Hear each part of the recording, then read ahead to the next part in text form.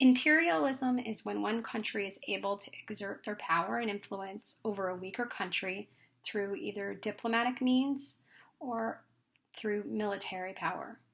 The stronger country uses its influence to take over and exploit the weaker country. And combined with nationalism, imperialism fueled the Western world and was a driving force behind what would become World War I. One of the motives for imperialism was the Europeans believed that their way of life and their civilization was clearly better and superior to all those around the world. The Europeans believed that it was their mission and responsibility to help the people in what they saw as a backward or inferior way of life. They also believed that religion was a driving force, and European nations were in competition with each other to convert the natives to Christianity. And the biggest motivation for European imperialism was economic. In Western societies, powerful industrial businesses needed either raw materials or extra space for them to grow. A natural extension for them was to move to the so-called inferior countries where there were no industrial economies. And one other motive behind imperialism was military. Europeans were always competitive. If France gobbled up a country, then England wanted to have more than France, and then Germany would want more than everyone else. The belief in imperialism meant Europeans continued to increase the number of imperial colonies.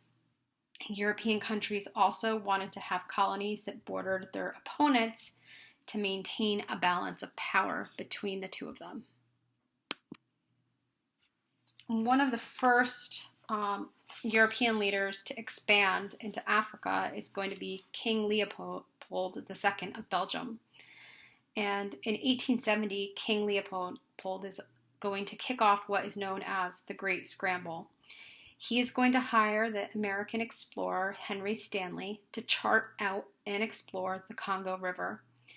And he also wanted him to create possible trade arrangements with different kings throughout the region. Back home in Belgium, the king told his public that it was his Christian mission to help civilize people in the interior of Africa. But he just did this to gain their support. His real goal was conquest. He wanted territory and he wanted resources to rival the main industrial powers of Europe.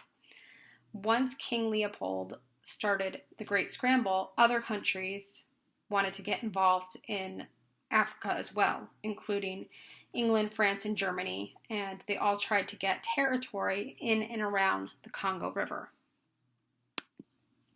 In 1884, the major European nations are going to get together for what's known as the Berlin Conference. It's going to take place in Berlin, Germany, and it's going to have all the major European powers at the conference.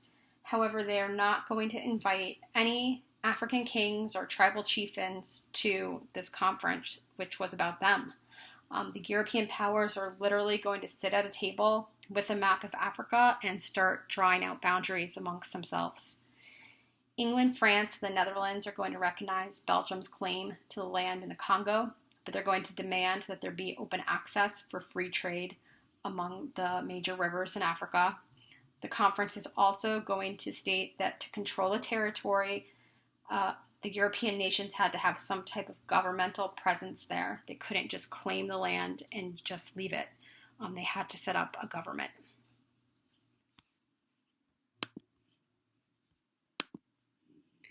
After the Berlin Conference, European powers are going to begin to extend their powers over local tribes and villages.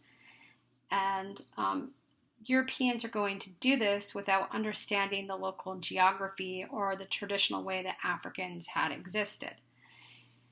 Europe, the Europeans had broken down Africa based on physical boundaries. They used things like lakes, rivers, forests, grasslands, mountains, and they didn't understand the way that tribes worked or how the land was broken up. They also didn't understand that they were interfering with migration routes of numerous African peoples and their flocks. The Europeans ultimately cut off land from animals and people that had used it for centuries. And by the time they were done, the only territory of Liberia, which had been purchased by the United States, and the country of Ethiopia, which had fought to defend itself, remained independent and untouched by European hands. So you can see from the map, the Europeans took over the entire continent of Africa and claimed it for themselves.